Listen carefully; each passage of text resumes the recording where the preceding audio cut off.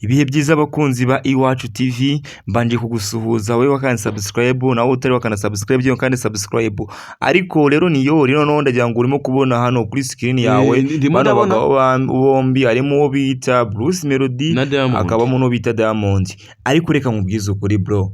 umuntu wese munyarwanda waba uri umwana waba uri umugabo waba uri umusaza ukaba uri mu gihugu cy'u Rwanda ukaba utemera umuhanzi bita Bruce Melody ngosugo waba uherereye nta muziki nyarwanda uzi nta nuguze hano kuko uyu mugabo niwe mugabo maze kugira amakorabo hanze y'igihugu ndetse n'imbere mu gihugu cyane pe nituye kora amakorabo yakoze amakorabo arenze turajya muri Amerika rusanga akoranye n'uwo bita Shaggy none Nigeria yagize ni wabo turasanga arakoranye n'uwo bita Nigeria turasanga arakoranye n'uwo bita Joe Boy uwo bita Diamond Black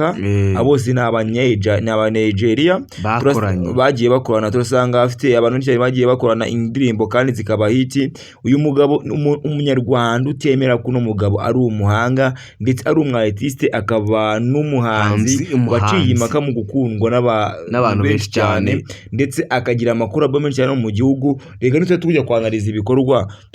twanalize ibikorwa singindi buvuga umuntu babashaka kumukompita nawe ariko nitwe yo kureba mu bikorwa umuntu ushaka kumukompita nawe tutasanga amurusha ikintu bita ibikorwa najya ngo mukumva sindimo kumva icyo kintu ariko ndi kubyumva ariko nta mafaranga arafite urasanga uyu mugabo amafaranga ko afite reka tureka amafaranga tugiye kubikorwa urasanga uyu mugabo yagiye afasha impano nyinshi cyane harimo abo bita ba Juno Kizigenza harimo abo bita ba Keniso urajya ngo no mugabo niwe nkingi ya mwamba ya 155 AM ndetse nubwo ari yo mu kire bita coach ariko avuga ko uno mugabo nawe afite mu ruhare afite kuba 155 AM yagera kure nawe abifite mu ruhare ariwe brand ambassador ya Kigali Universe y'umugabo turasanga afite ibikorwa bikomeye cyane hano mu Rwanda tusanga ari benshi cyane nk'ubwo abenshi bagenda mu gejyana n'umuntu warevuga yuko nta bigaragara ko nta kintu afite nawe abantu bose naga urasanga yose abimurusha musanga murusha amakolabo uyu mugabo amurusha kuririmba bro mukumva urasanga Bruce Melody n'umuntu urimo gukora ingoma ugasanga akunzwe n'abantu cyane ndagira ngo gufata Diamond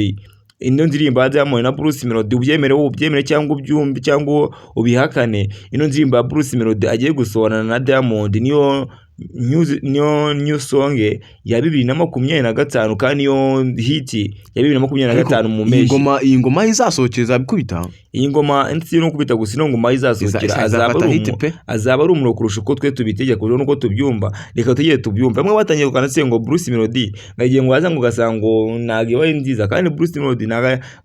nigiye nkunda umuntu ukora Bruce Melody yamaye umuzigo nkumva nago unyuze ariko iyo bukiye mu gitondo mu ndi muzigo nagambize abantu bazakora indirimbo imwe mu myaka kugira ngo bagaragare ko bakiri muri industry kandi muri industry koko bigaragara yuko nabarimo ndagira ngo Bruce Melody afite ibikorwa yakoze afite platform afite impano yazamuye nimba wemera Bruce Melody uri umuntu w'agaciro kabisa kandi wemera umuziki nyarwanda ugire umunsi mwiza kandi subscribe